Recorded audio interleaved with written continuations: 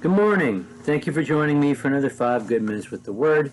I'm Barry Bryson, and we are in a study of the Psalms that have historical references in the superscription, the writing at the top of many of the Psalms.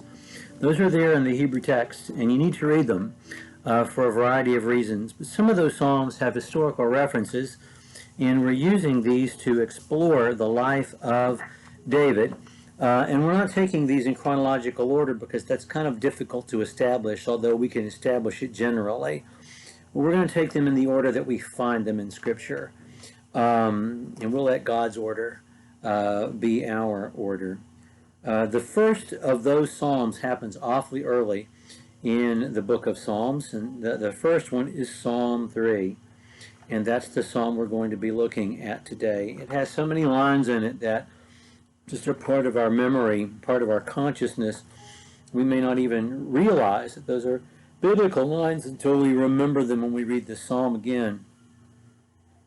When David is older, when his children are all grown, his son Absalom mounts a nearly successful coup and humiliates his own father as much as he can. And we understand, I think, as readers of biblical history, why. Absalom, David has 8 wives. You've already talked about that. He had a variety of children through his 8 wives, and one of those sons is Absalom. Absalom's full sister is Tamar, and her half-brother Amnon becomes infatuated with her and becomes sexually obsessed with her and schemes to get her into his house. Then he rapes her. Then he throws her out on the street. And David doesn't do anything about this. David gets angry. The text says he gets angry, but nothing happens. And Absalom takes revenge for his own sister by murdering his brother Amnon. And David gets angry and banishes Absalom, who was taking care of business, because his father, who could have done something more productive than murder, but have handled it, he didn't handle it. He didn't banish Amnon or make Amnon do anything, pay any price for what he did to his own sister. But he did banish Absalom. And it took a while for Absalom to get back into his father's graces. David, we know, absolutely loves his children, even though he has been a great failure as a husband and father, which we've already talked about. And we see that today when we think about the events that are being described in this psalm. In 2 Samuel chapters 18 and 19, we learn about the end of Absalom's coup and how it fell apart. His forces were not prepared to meet the generalship of Joab. Of course, David himself is God's chosen, not Absalom. David has given strict orders that you will not kill Absalom today. Do not kill the young man. And yet, Joab makes sure he's dead. And when David finds out that Absalom is dead, and it's such a vivid scene where he dies, he has long flowing hair, and he gets his head caught in the fork of a tree as he's riding his animal underneath the tree, and he's dangling there. And so he's vulnerable, and they kill him. When David gets word that he's dead, we have that passage at the end of chapter 18 where David says, "Oh, Absalom, my son, would that I had died instead of you. Oh, Absalom, my son, my son." And our heart is broken for David because he knows that he's the reason all this has happened.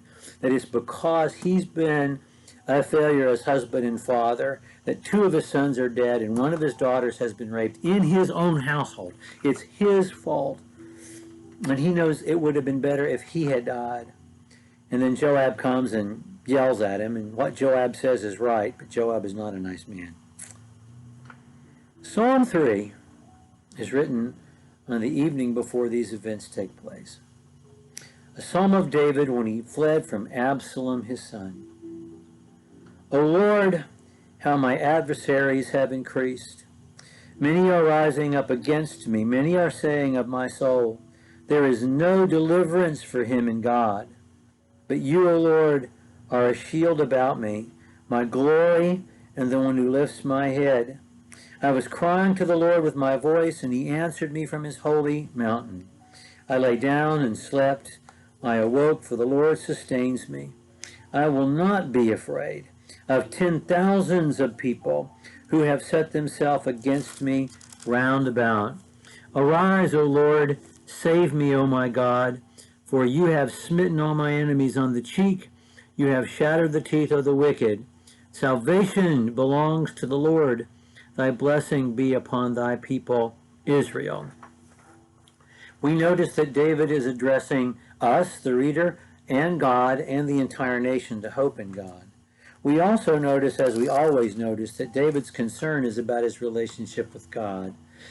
The thing that bothers him is that people are saying there's no deliverance for him in God, that God has forsaken David. That's the thing that cuts him here.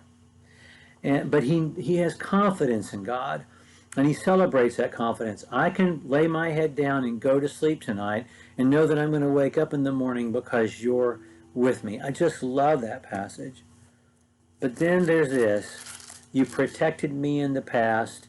And then he says, you have smitten all my enemies. You shattered the teeth of the wicked, so save me now, oh my God. Well, God did all of that. And it meant the death of his son. And you wonder if David thinks, I prayed for this, when he was saying, oh, Absalom, my son, my son. It's rough. A lot of things for us to think about as we read this psalm. Every word of it's true, but truths are hard.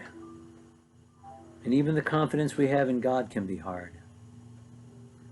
Well, thank you for joining me for another 5 good minutes with the Word. And tomorrow we'll be studying the 7th Psalm. So thank you for joining me.